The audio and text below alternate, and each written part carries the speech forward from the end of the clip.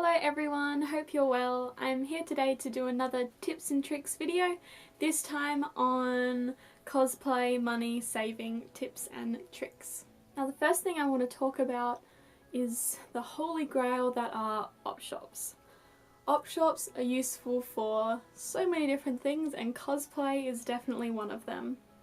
A lot of the time if you're cosplaying a simpler character, you might be able to find full pieces that are good for them, that either don't need to be edited at all if you're lucky, or they just need some easy sewing to maybe bring them in or to add some detail or cut off the sleeves or something like that. My favourite thing about op shopping is that you can find pieces that you might not relate to your costume, however with just a bit of thinking and messing around with the item, it can be turned into something completely different. As long as you have the right general shape of it, or if you have the right colour material that you need. For instance, a super long oversized shirt, that would be for someone a lot bigger than you, or a men's shirt or something like that. It can be brought in quite a lot and hemmed and whatever else added to it, and it can become a base of a dress for a character. Now of course this doesn't always work because some characters' costumes just don't exist in the real world. However, what you can do is if you buy a cheap thing from an op shop and get it to fit you perfectly, you can then draw the pattern onto it, cut it up, and then use that as the pattern and it will fit you perfectly. I recently made a Keith jacket from Voltron and I got an old white shirt, drew where everything needed to go, cut it up, and then there was my pattern, so I didn't have to worry too much about buying a pattern. I didn't have to worry about buying a shit ton of fabric in case I messed up. I just got what I needed and then used the pattern I made and it turned out fine.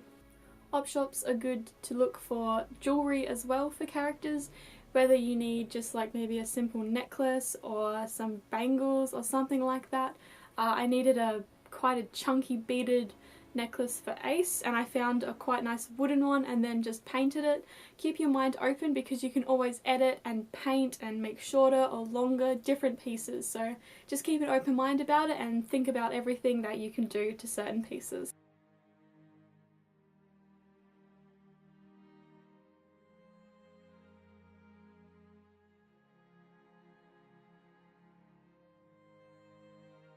Moving on to buying craft materials or fabric, keep in mind sales.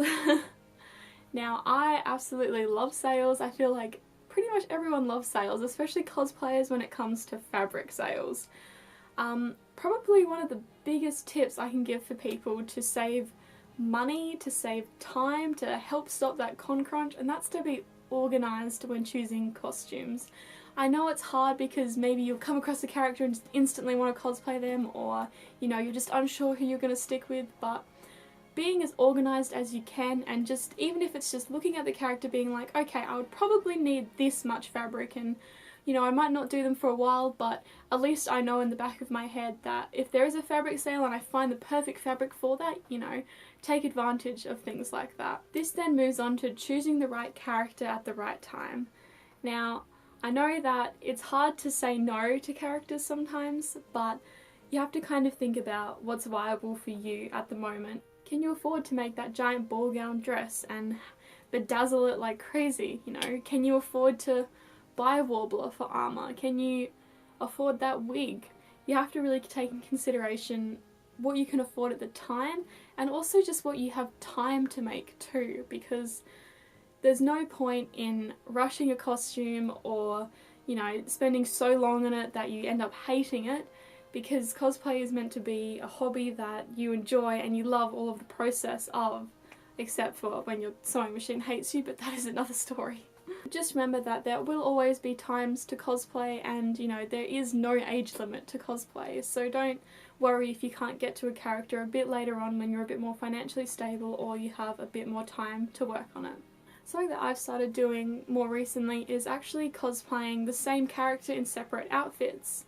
So this way I'll already have the wig for the character. If there's any props, I already have those, and then it's just a matter of making the costume. A little while ago I did Flandra Scarlet from the Toho games, and she has these giant crystal wings, and I spent a long time on them and I really loved them so much, and I made her original costume and had a great time in it, but I really wanted to cosplay her again. There is another version of her that she has this kind of red long dress and she's got this kind of crazy makeup, and I thought that would be really fun. And because I already had the wings, and the wig, I thought, why not? I may as well, you know, save money and just do the cosplay again. And because I put so much effort into these wings, using them again felt really good. And I ended up buying the most random red dress from an op shop, maybe like $6, tore it up, put paint everywhere, completely messed it up. It actually turned out a bit different from the design of her actual outfit, but I didn't care. I had a fun time and it was definitely good to be Flandre again.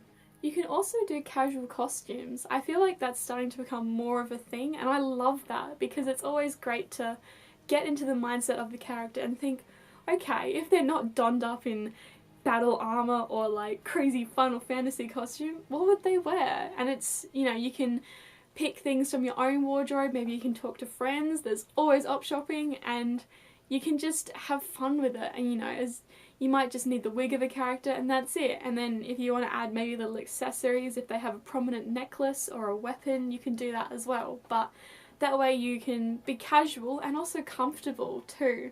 It is okay to buy costumes. You're just as much as a cosplayer as someone who makes them. Who cares?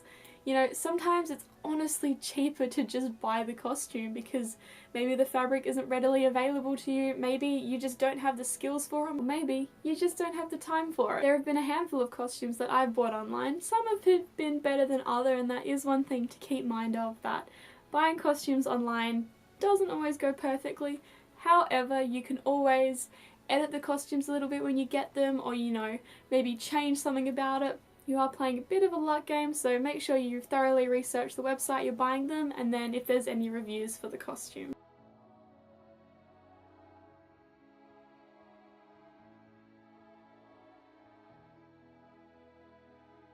If you are making your own cosplays, don't be afraid to experiment with different types of materials. You don't always have to use the most expensive material available. You know, you don't have to use Warbler, you can use foam. It might take a little bit more time, a little bit more effort, but you can pretty much get the same result. You just have to work with it and practice.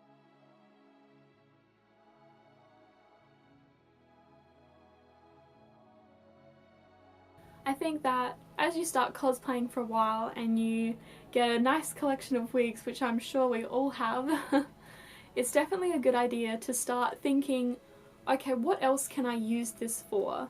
I know I've definitely started doing that.